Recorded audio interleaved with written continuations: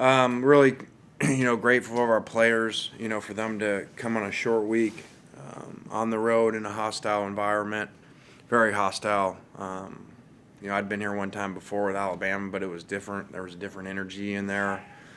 Really cost us actually on the early fourth down. We were trying to get out of it, and players couldn't even hear us with, I guess they're not supposed to ring them at that point, but it seems like they were. So, that cost us a critical situation there. And our defense really, bend don't break the whole day, and keeping them to all those field goal attempts was huge. And our offense struggled early. Those are really good defensive players. I said it all week, and you see them in warm-ups. They're really long. They've recruited extremely well there on defense, and you can see it. So, it's not easy, and guys rose to the occasion and find a way to win, and they did it. It wasn't easy. It's a top 10 rush defense and on the road, so just so proud of our guys, and just awesome to see them. Before we got here, they've talked a lot about it. These 6-year seniors, what they've been through to get to this point, and to watch them and just watch them sing there at the end and enjoy it is really neat. And told them all week, you can do things that are special, but it's really special if you do something that's never been done before at a place. And they'd never won 10 regular season games. And for this group of players and assistant coaches to do that was really cool. Nick Suss, go ahead. Lane, there's going to be a lot made about the 10 wins. Is this what you foresaw when you started the season, or did it kind of click for you later? Did you guys have this sort of potential? I would have foreseen this season. I don't know if you would ask me 2 years ago necessarily when we first got here, but after spending a year with the offensive firepower and coming back, I don't know if I would have predicted if you would have told me the quarterback would have been hurt, all three receivers would have been hurt, and all three of those guys missed time, and some all at the same time. I don't know that I would have predicted that, but our defense held us together through those injuries and did it again tonight, and the third downs are kind of crazy. 11 of 18 on offense and 4 of 14 for those guys was a huge, huge part of the game. Michael Katz, go ahead.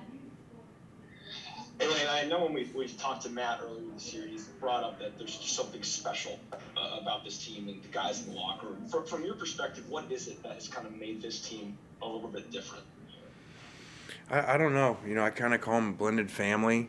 It just kind of gets put together. Some have been here 6 years, from the beginning, and some have been here 1 year. And they've come from all over the place. We got transfers, walk-ons, everything. So it's really cool to see them pick each other up. Every coach always says, this team's a family, and they say that every year, and that's not really true. So this is one of those unique years, unique teams. They really are, and they protect each other like that and play for each other like that. Blake Topmeyer, go ahead. Yeah, Lane, you guys at this point are probably almost certainly going to a New Year's Six bowl game. Can you put into perspective what that means for Ole Miss football? Well, I hope we are, because they just all celebrated like we are. So you have some really upset players if they went 10-2 in the SEC and aren't. So it's just it really is remarkable, what these kids did, and they called themselves Band of Brothers, and they really are. And it's really special. And again, never doing 10 regular seasons to do it. Football has been played here a long time, and and the SEC is as strong as ever, with more SEC teams than there used to be. So it's even harder. And so really, really special deal. Nick Suss, go ahead. Lane, was there a point in the spring or summer, or maybe even in the fall, when you saw the defense kind of believe in itself for the capabilities that it's shown later in the year? Yeah, I think they had some scrimmages where, when we're full strength on offense, when Ben was there and the receivers are healthy, we're really good with this quarterback. And so, our defense would struggle, and then there's a couple of scrimmages that they really stopped the offense, and I think they felt that confidence, and it just started in the Louisville game.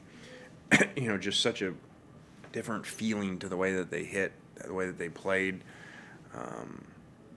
And obviously, schematical change helped, and transfers helped.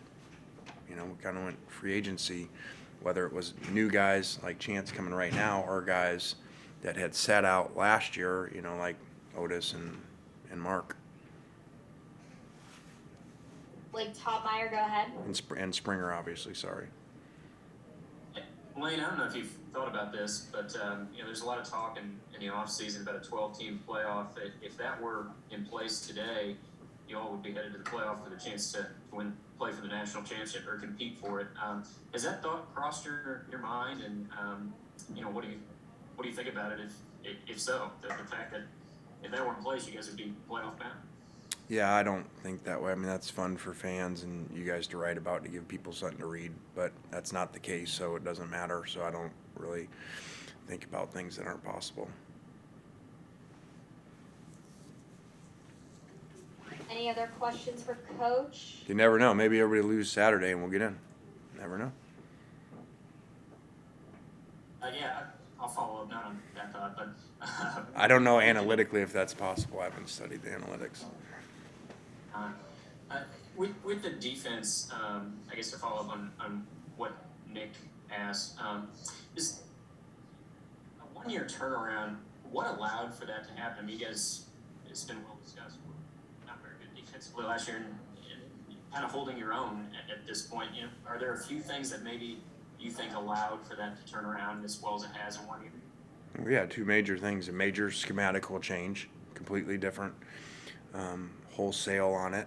You know, we didn't go halfway and say, okay, on first and second down we're going to do it, but on third down not. You know, we went all in on it. It's kind of like going tempo offense. You know, just going all in and players. I mean, you know, you got different players than a year ago out there too, playing. You know, with Otis and Mark and Springer and Chance. That's a lot of guys right there. Nick Sass, go ahead. I know you kind of downplayed the rivalry this week, but after that Ely touchdown, we saw you kind of get into it with your sideline with some of the fans. Just what does it feel like to you to kind of get swept up in the emotion of a moment like that?